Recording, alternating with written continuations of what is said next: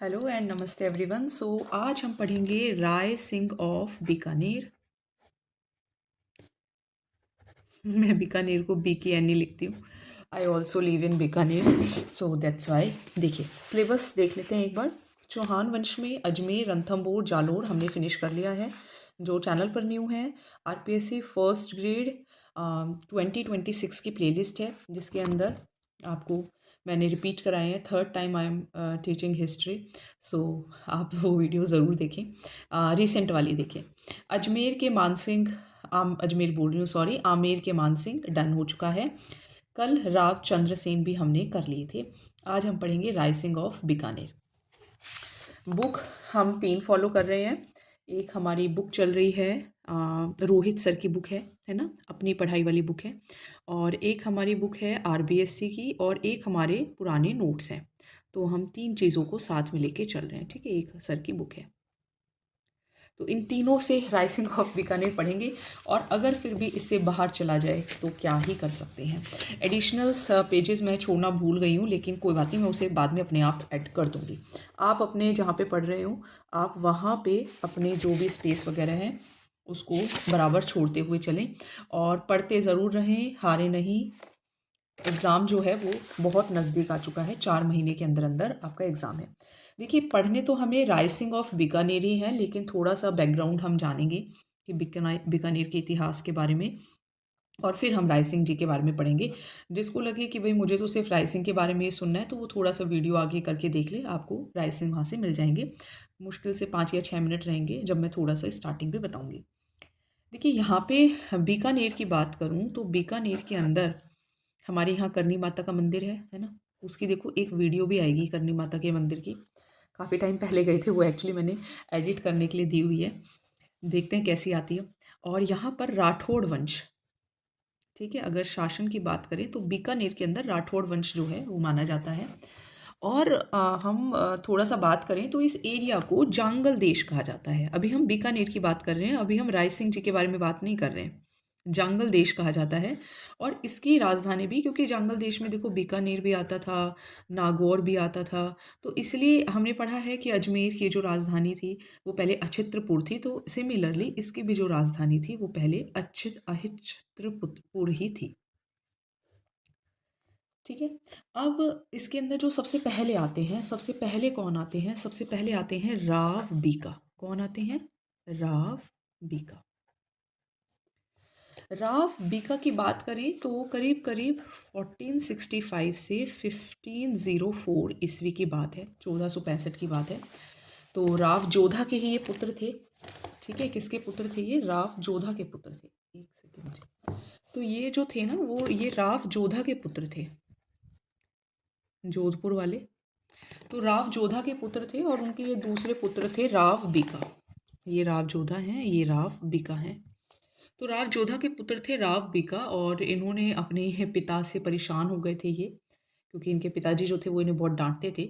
तो ये 1465 ईस्वी के अंदर इनके चाचा होते हैं, यानी कि राव जोधा के भाई होते हैं। राव जोधा के भाई कौन है? कांधल, कांधल, ठीक है। और इनके छोटे भाई होते हैं बीदा, ठीक है। इक्वल्स टू का मतलब ये भाई हैं, और ऐसे मतलब इनके बेटे हैं। तो ये बीका के साथ और कांधल के साथ मिलकर यहाँ पर आ गए, बीकानेर के अंदर आ गए, और बीकानेर में राठौड़ वंश की स्थापना की। करनी माता का इन्होंने आशीर्वाद लिया राव बीका ने, और 1488 ईस्वी में नेरा जाट के साथ मिलकर, किसके साथ मिलकर? नेरा जाट के साथ मिलकर बीकानेर जो नगर है वो बसा दिया, जहाँ आज हम रह रहे हैं।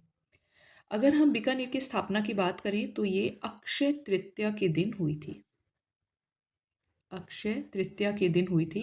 और यही इसी दिन यहाँ पर पतंग महोत्सव भी मनाया जाता है। बीकानेर में पतंग महोत्सव भी मनाया जाता है। राव बीका जो थे, जो राव बीका हैं, उन्होंने देशनोक में है, ये जो करनी माता का मंदिर है, ये जो करनी माता का मंदिर है ये देशनोक में है, ये तो सबको पता ही होगा। देशनोक में करनी माता का मंदिर है। हम जाते रहते हैं वहाँ पे, जब भी जैसे ही मौका मिल जाता है तभी चले जाते हैं। तो राव बीका ने जोधपुर के जो शासक थे, और हम बोल सकते हैं कि ये जो राव बीका हैं ये जो जोधपुर के शासक हैं, मतलब जब ये जोधपुर से आए थे तो जोधपुर के शासक हैं, कौन है जोधपुर के शासक? राव सूजा।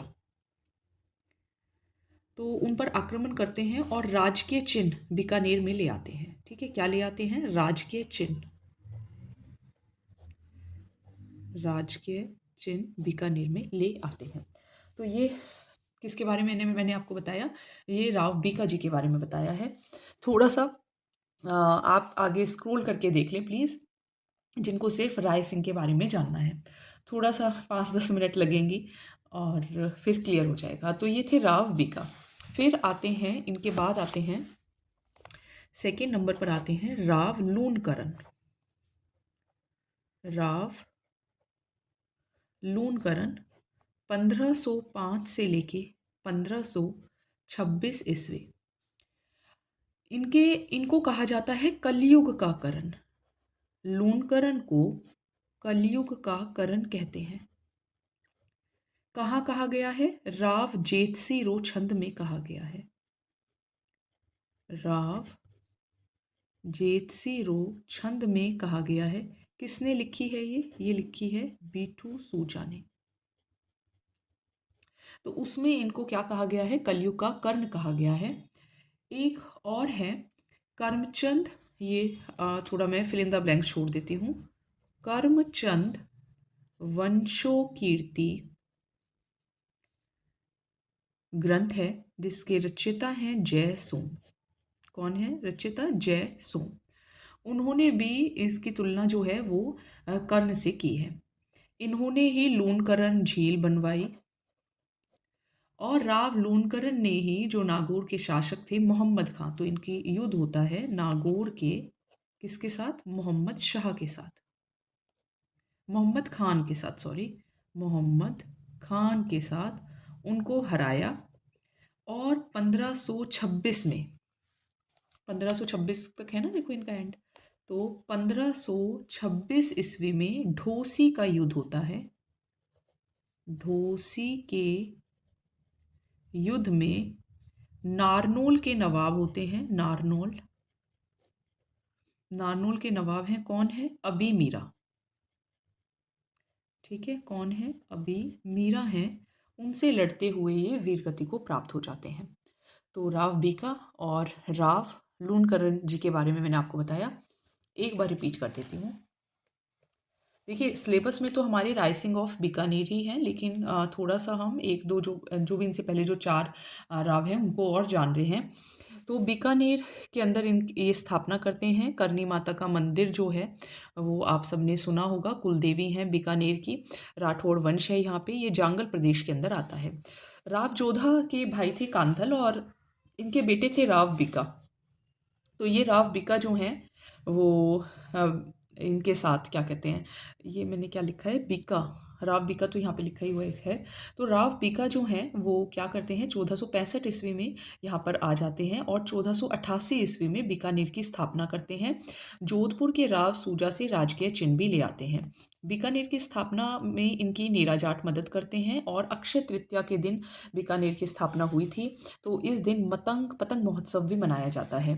देशनोक में करनी माता का मंदिर भी इन्होंने ही बनाया। किसने? राव बीका ने। तो इम्पॉर्टेंट है, बीकानेर बनाया है, करनी माता का मंदिर बनाया है, राजकीय चिन्ह लेकर आए हैं, तो ये इम्पॉर्टेंट है ना। क्यों इम्पॉर्टेंट है वो भी मैंने आपको बता दिए। अब है राव लूणकरण। तो इनको कलयुग का कर्ण कहा जाता है। किसने कहा है? राव जेतसी छंद में बीठू सूजा ने कहा है। लूणकरण झील भी इन्होंने बनवाई। नागौर के मोहम्मद खां को भी इन्होंने हराया था। कर्म वंशो कीर्ति, ये जो है कर्मचंद वंशो कीर्ति में इनकी जो तुलना है, इनकी तुलना किससे हुई है? इनकी तुलना कर्ण से हुई है। ठीक है, इनकी तुलना किससे हुई है? कर्ण से हुई है। 1526 में ढोसी का युद्ध होता है। ठीक है, किसका युद्ध होता है? ढोसी का युद्ध होता है, जहां नारनौल में अभी मीरा को भी ये हराते हैं और वीर गति को प्राप्त हो जाते हैं। This was about Rao Lunkaran. फिर इसके बाद है राव जेतसी। कौन है? राव जेतसी। 1526 से लेके 1541 ईस्वी। अब खानवा का युद्ध होता है ना, ध्यान से सुनिएगा, ये थर्ड है। खानवा का युद्ध चल रहा है, खानवा का युद्ध चल रहा है। और खानवा के युद्ध में जो राव जैतसी हैं वो अपने बेटे कल्याणमल को भेजते हैं। कल भी हमने पढ़े थे कल्याणमल। तो कल्याणमल को भेजते हैं और इनका एक दरबारी कवि भी था। कौन था? बीठू सूजा, जिसने राव जैतसी रो छंद लिखा है। कौन था? बीठू सूजा, बीठू सूजा। तो कल्याणमल जो थे, कल्याणमल को भेजा था और बीठू सूजा जो थे वो राव जैतसी के दरबारी कवि थे। अब यहाँ पर क्या होता है, एक होते हैं बाबर, है ना, बाबर, और बाबर के पुत्र हैं कौन? कामरान। बाबर के पुत्र कौन है? कामरान। अब इन्होंने 1534 में भटनेर दुर्ग है, हनुमानगढ़ में है, भटनेर ये रहा है, भटनेर दुर्ग पर ये क्या करते हैं? आक्रमण कर लेते हैं। तो राव जैतसी ने क्या किया? दोबारा से राव जैतसी ने आक्रमण किया और भटनेर दुर्ग जो है वो जीत लिया। अब इस युद्ध का जो वर्णन है वो कहाँ मिलता है? इस युद्ध का जो वर्णन है वो कहाँ मिलता है कि इन दोनों के बीच में लड़ाई हुई और राव जैतसी जीत गए? कहाँ? वहीं सेम राव जैतसी रो छंद में जो बीठू सूजा ने लिखा है, राव जैतसी रो छंद में। ठीक है। एक और है जहाँ पे जो पाहिबा, साहिबा, पाहिबा, पाहिबा बोल लो या साहिबा, बीकानेर का ही का युद्ध है, जिसमें राव जो मालदेव हैं, राव मालदेव जो हमने कल पढ़े थे, राव मालदेव, और उसके बाद उनके जो पुत्र थे और प्रताप जिनको कहा जाता है, तो उनके बारे में कल हमने पढ़ा था। तो उनके साथ युद्ध करते हुए जो राव जैतसी थे वो वीर गति को प्राप्त हो गए थे। ठीक है, वीर गति को प्राप्त हो गए। कल हमने, ये थोड़ी स्पेलिंग गलत हो गई है, ये देखिए, कल हमने टॉपिक पढ़ा था पूरा राव चंद्रसेन के बारे में। ठीक है, तो राव मालदेव का मैंने आपको यहाँ पे जिक्र जो था वो किया था। चलिए अब देखिए, अब आएंगे राव कल्याणमल। चौथे कौन होंगे? राव कल्याणमल। और उसके बाद हमारा जो टॉपिक है वो शुरू हो जाएगा, राव कल्याणमल। कल्याणमल कल मैंने आपको बताया था कि ये नागौर दरबार में जाते हैं और अधीनता जो है वो स्वीकार कर लेते हैं। तो ये अपने जो इनके पिता हैं, जो राव जैतसी हैं, उनके पुत्र हैं और इनके पिता की मृत्यु हो गई है, तो ये शेर शाह सूरी के दरबार में जाते हैं।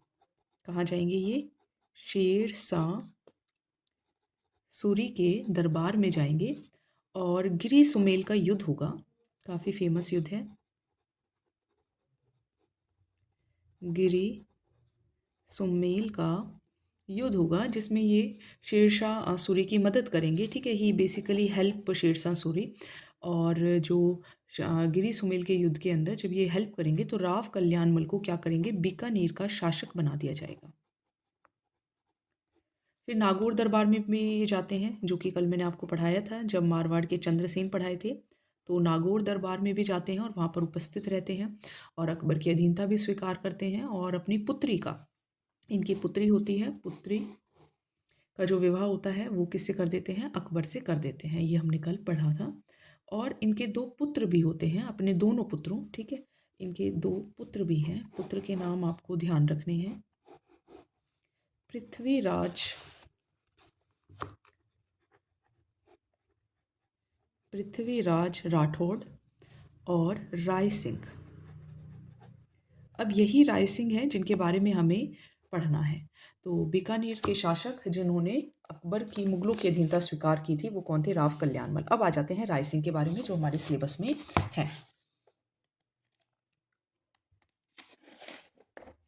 हाँ जी, तो इनके बारे में और पढ़ेंगे और फिर हमारी जो आज की वीडियो है वो कंप्लीट हो जाएगी। महाराजा राय सिंह क्यों इम्पॉर्टेंट हैं? सिलेबस में सिर्फ इन्हीं के बारे में क्यों है? इनसे पहले जिन्होंने अधीनता स्वीकार कर ली, जिन्होंने भटनेर दुर्ग जीत लिया, उनके बारे में क्यों नहीं, महाराजा राय सिंह के बारे में ही क्यों कहा गया है सिलेबस में। तो सबसे पहले तो 1574 से लेके 1612 ईस्वी, ठीक है, ये अकबर और जहांगीर दोनों की अधीनता स्वीकार कर लेते हैं। 1570 में जो नागौर का जो दरबार लगा है, जो नागौर का दरबार है, उसमें भी ये शामिल हो जाते हैं और अकबर इन्हें 4000 मनसब भी देते हैं। अकबर इन्हें 4000 मनसब भी देते हैं। 1572 में अकबर इनको जोधपुर का दुर्ग भी दे देते हैं। जोधपुर दुर्ग भी इनको सौंप दिया जाता है। 1574 में इन्हें महाराजा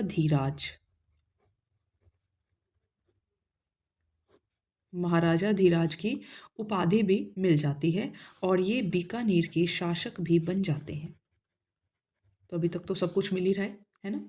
1574 में ही ये चंद्रसेन का दमन भी करते हैं, ये कल मैंने आपको पढ़ाया था। चंद्रसेन मारवाड़ का प्रताप जिसको कहते हैं। तो देखिए कल जब हमने पढ़ा था तो कल्याणमल जो होते हैं उनका वो नागौर दरबार जाते हैं और राव कल्याणमल जो होते हैं उन्हें ही मेहरानगढ़ दुर्ग का जो किलेदार है वो बना दिया जाता है ना। तो यहाँ पर चंद्रसेन जो हैं वो चंद्रसेन के दमन हेतु मुगल सेना के साथ ये गए थे। ठीक है, आई होप यहाँ तक क्लियर होगा। अब देखिए 1593 में एक है बुरहान उन मुल्क। क्या है? बुरहान उन मुल्क। अब इसके विरुद्ध एक दान्याल का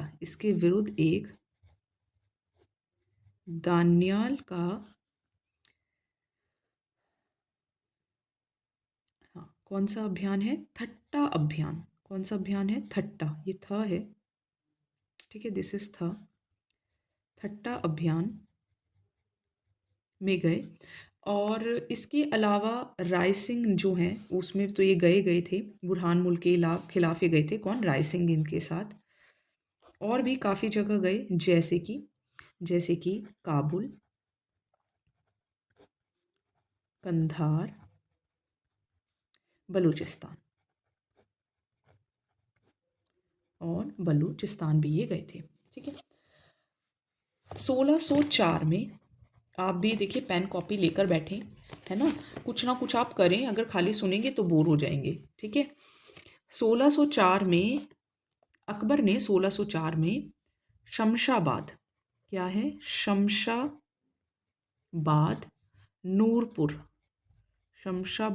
नूरपुर की जो जागीर थी और राय उपाधि,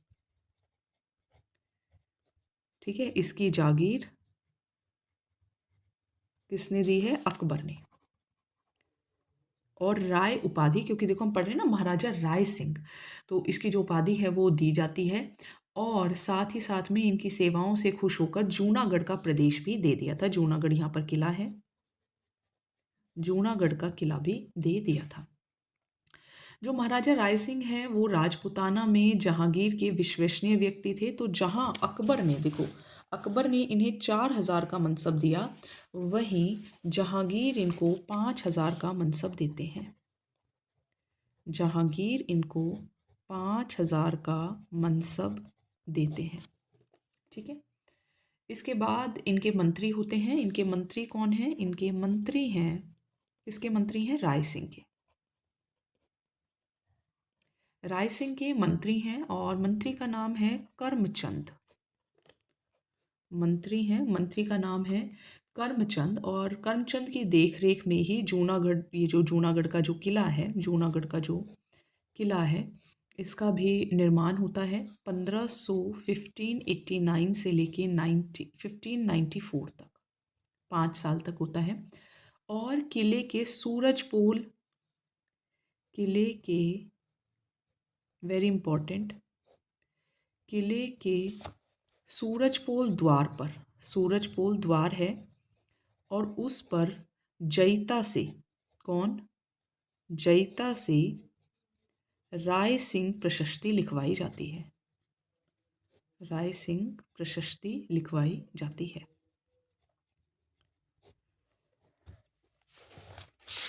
2-4 बातें और हैं और फिर हम एक बार रिपीट करेंगे। रायसिंह के समय ही अकाल पड़ता है और तब जगह जगह व्यक्तियों के लिए ये सद्रावत खोलते हैं, ठीक है, सदाव्रत खोलते हैं, और पशुओं के लिए भी चारे पानी की व्यवस्था ये करते हैं। तो ये भी इनका एक पॉइंट ध्यान रखना है। अच्छा, मुंशी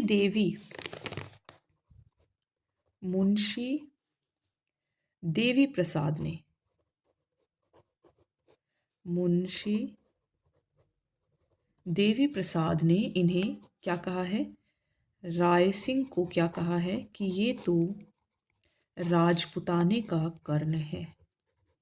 कौन है? राजपुताने का कर्ण जो है वो कहा गया है। और जो करमचंद, जो मैंने पहले भी ब्लैंक छोड़ा था, करमचंद वंशो कीर्ति जो काव्यम है जिसके रचयिता जयसोम है, उसमें राय सिंह को क्या कहा गया है? राजेंद्र कहा गया है।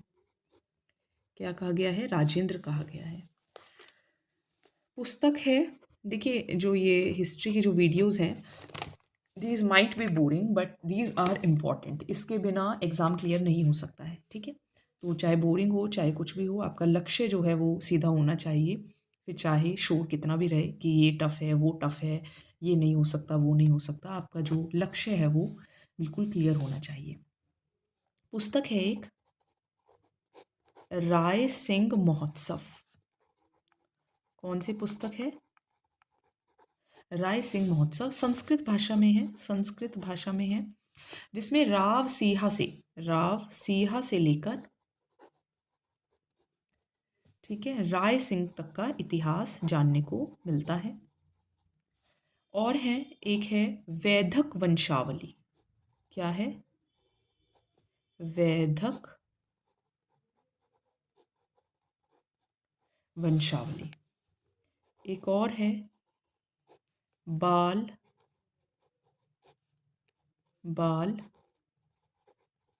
बोधिनी। एक और है ज्योतिष रत्नाकर।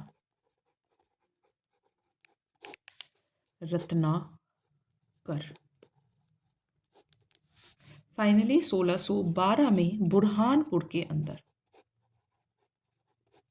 बुरहानपुर मध्य प्रदेश में इनकी डेथ हो जाती है, मृत्यु हो जाती है। चलिए एक बार मैं रिपीट करूँगी इसको, रायसिंह को, और फिर हम आज का वीडियो ख़त्म करेंगे।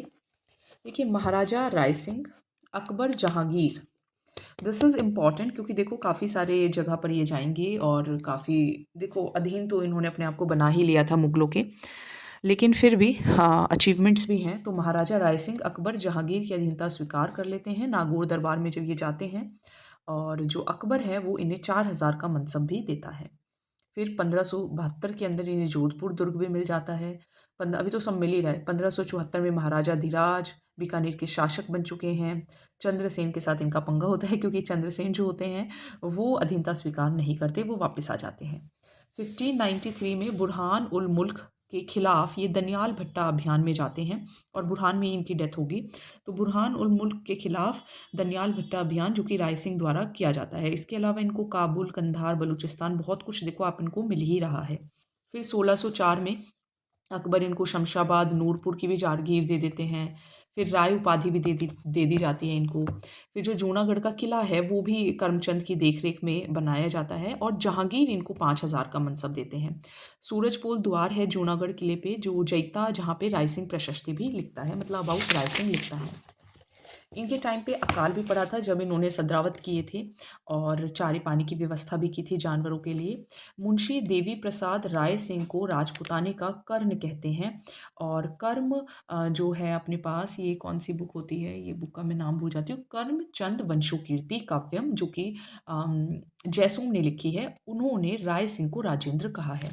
इनके लिए पुस्तकें हैं, देखो रायसिंह महोत्सव संस्कृत में है, राव सीहा से लेके रायसिंह तक का इतिहास जानने को मिलता है इसमें।